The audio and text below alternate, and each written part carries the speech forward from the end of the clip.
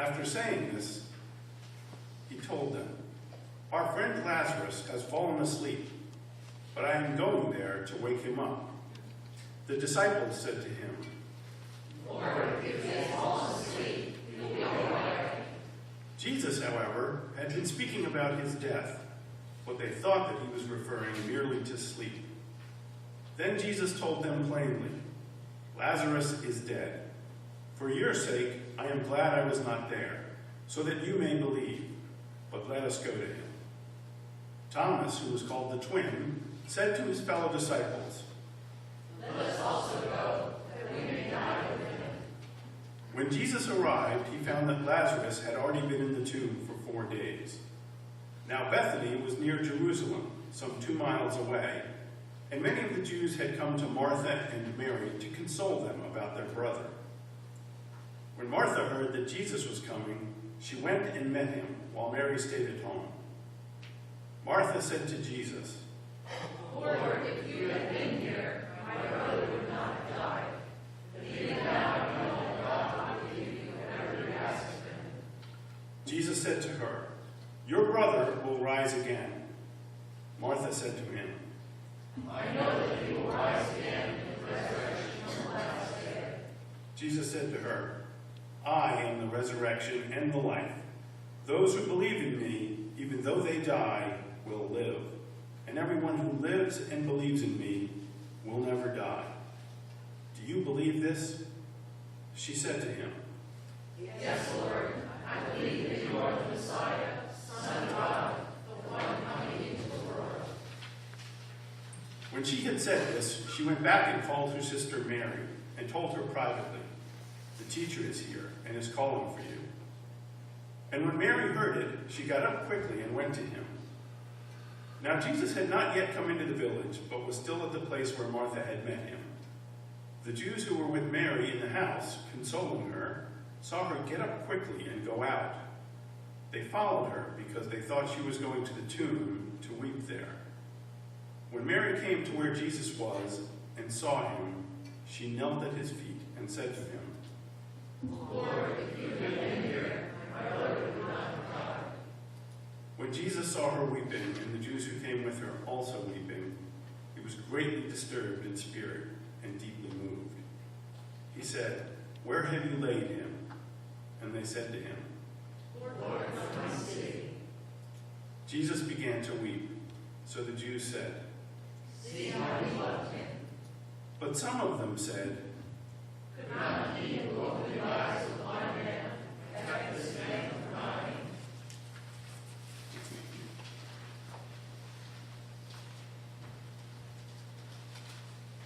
Pray with me. God, may the words of my mouth and the meditations of all our hearts be acceptable in your sight, our rock and our redeemer. Amen. Crouching over my garden bed last year in the heat of the late June sun with scissors in my hands, I just felt cruel. It was the first time I had ever planted beets. Back in early May, I had consulted gardening manuals and I carefully followed step-by-step instructions for how to plant them. I was meticulous because I was not going to screw this up. And then I waited. Every week I waited for the soil to show signs of growth. I came out and I watered the bare brown earth. I said little prayers like, I have no idea what I'm doing. I hope this works. I added compost. I did a little rain dance. And I waited. And I waited. Until one morning in early June, after weeks of wondering if I had failed, I arrived at the garden and I found these beautiful little green seedlings. As you might imagine, I was elated. Elated. They were even more beautiful than I had expected because in the center of these little green seedlings, they were filled with this beautiful, deep purple color. Beets! I'm going to have beets, I thought to myself. I congratulated myself as I started consulting manuals like the experts to try to figure out what I was supposed to do next.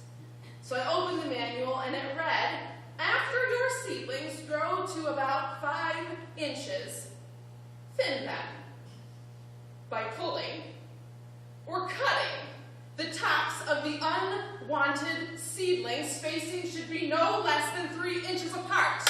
What? I thought to myself, unwanted? I want them all. Why wouldn't I? I worked so hard for these stinking things. And how am I supposed to pick which ones are supposed to live and which ones are supposed to die? What is this? I was so troubled, clearly, that I actually even consulted an expert gardening friend of mine, but he assured me that if I wanted full-sized beets at the end of the season, I was going to have to get to thinning. And so as I crouched over these little shoots of life that I had helped to bring about, I could not help but think about how cruel I was and how unfair all of this felt. In fact, as I snipped and I snipped and I snipped, it got me thinking about all the other things we snip in life, all the other things that have to die in order for nature to live. When you think about it, practically everything needs death as a source of nourishment. Take redwood trees, for instance. They thrive on a bed of death and decay. And they don't just get rid of their own leaf, they force all the other plants to do it too. And not just plants. Animals drop dead and they go into the ground. Moss, they spend all their lives trying to suck up water, and they have to give it away so that these redwoods can grow.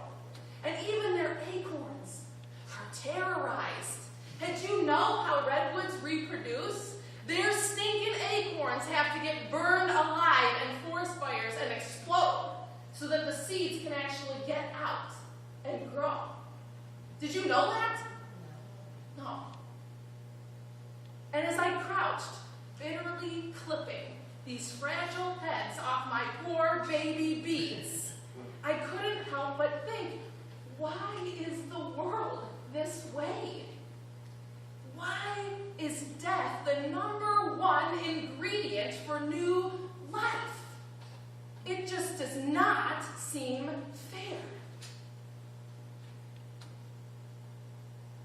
Well, we are now into the 5th week of this very long season of Lent, and perhaps we too are plagued with questions like these as we wrestle through the death and decay and the darkness in our own lives. You veteran gardeners among us might be thinking, come on, Pastor Kate, death and decay, that's a normal thing. It's good for the natural world. It gives the birds and the bees and the flowers and the trees all the things they need to survive. But when we have to wrestle with other deathly dark things in life, it's not quite so easy to explain away. This morning, we ask ourselves the 5th baptismal question in our series on remembering our baptismal covenant. The question is, do we entrust our lives to God the Father and to Jesus Christ and to the Holy Spirit? And when we're first asked this question, when we're baptized, presumably at the beginning of our faith journeys, most of us answer with a resounding yes. But like every journey, eventually we're led to a place we'd rather not go. The back alleys of our hearts where we've stowed away shame and sadness that we'd rather forget. The steep mountain climb towards the promise of better decisions or a brighter future as we sweat all the way. Climbing a mountain away from illness or addiction or betrayal. We journey into bottomless ravines of despair and loneliness and anger that eat away at us, the types of ravines that we can't just crawl our way out of. These are moments when death renders us speechless and life doesn't seem fair. When we think twice about entrusting our lives to God because it seems like God's intent is to take life from us. When we want answers from God the source of life, as to why God doesn't come and save us all. No one is exempt from these moments, these questions. The fact of the matter is, everyone in our scripture passage this morning had them. Could not he who opened the eyes of the blind man have kept this man from dying? It was a question only a few brave bystanders asked that day out loud when Jesus showed up at Lazarus' tomb. Having just given sight to a blind man that we talked about last week, just a few days earlier. Only a few people had the courage to verbalize this out loud, but they were all thinking it. Why are some granted life and others struggle in death? Martha struggled with this question as she tried to proclaim a faith that rang hollow the moment Jesus asked to get inside the place which held her deepest darkness. Mary felt this way as she fell to her knees in confusion, wondering why Jesus hadn't come sooner to save them. And sometimes I even wonder if the tears Jesus shed were at least in part because he regretted that his friends felt betrayed in the moment they counted on him most. They wanted answers. Is God going to give us life or death?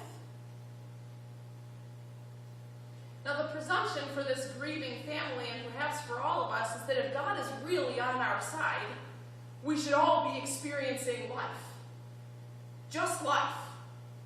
Right? That if God really loved us, if God were really for us, then we'd be given light and life, and darkness would just be no more. In fact, doesn't it seem like Jesus says this just a few chapters prior when he says, I am the light of the world. Whoever follows me will not walk in darkness, but have the light of life? Or when Jesus says, I am the way, the truth, and the life? Or God is light, and in him there is no darkness at all? When most of us read these passages, we presume that they are telling us that darkness is contrary to God. That there are even places that God refuses to go. You either have light and life and God, or death.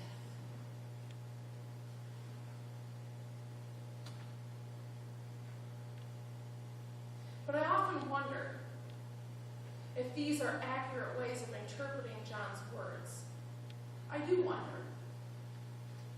Because we know that avoiding darkness wasn't actually Jesus' experience in life at all. And I don't know that pretending to live in the light is really the reality that we are called to as Christ followers. Not even Jesus, God with us, could avoid death forever. Scripture tells us that our Christian faith certainly has at least as much to do with walking a road of death or letting go or self-sacrifice as much as it does walking a road toward life, light, and spiritual gains. But sometimes that life, light, and spiritual gains may in fact be found in the dark. In this passage alone, we don't see Jesus keeping death at arm's length. In fact, we don't see him avoiding it at all. He welcomes it, he walks into it, and he allows himself to be challenged and changed by it. He weeps with his loved ones as they mourn together the loss of a friend. He feels the pain that they feel. He cries the tears that they cry. He bears the weight of their communal grief. And ironically enough, when Jesus meets his friends at death's door, he's only 2 miles from Jerusalem, the very place where his life would find its end. He was so close to his own physical death that he could probably taste it.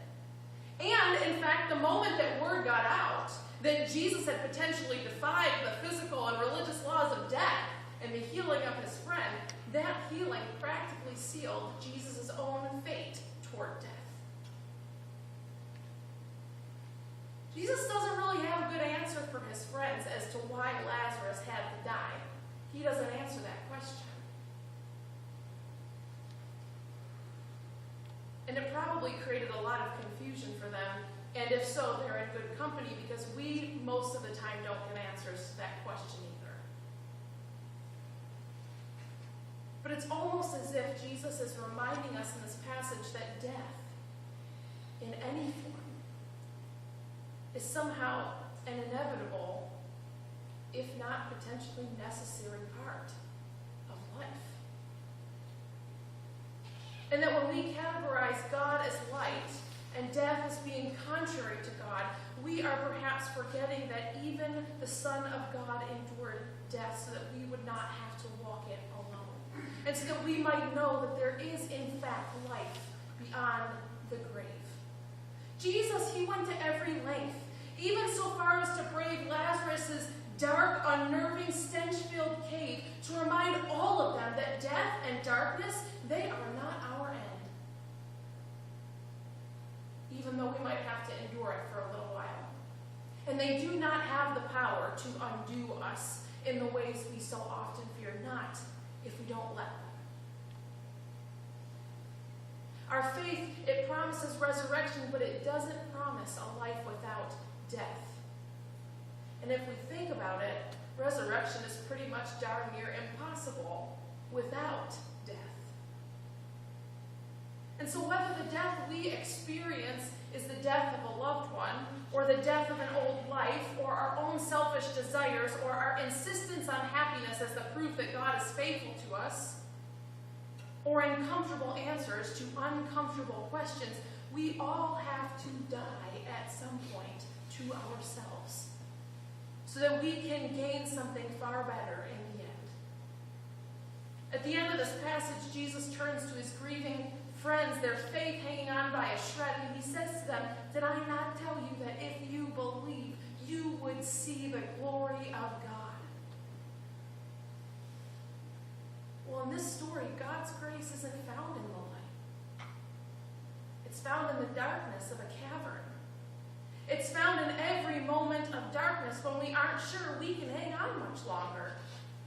It's in a God who came to us in darkness, bore the weight of shame and pain and death so that we might experience resurrection too.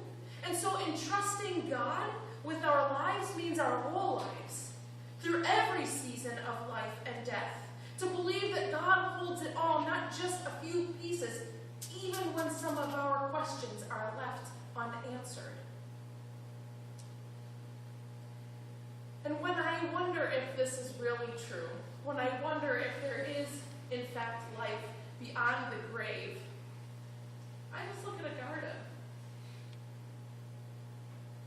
Or I remind myself of the redwoods, who were also created by the Creator, and know that death is not their end, but in fact the very spark that they need for new life. And so if death is not their end, then there must be hope that life begins for us too, just beyond the grave. Whatever grave you find yourself living in today. Amen.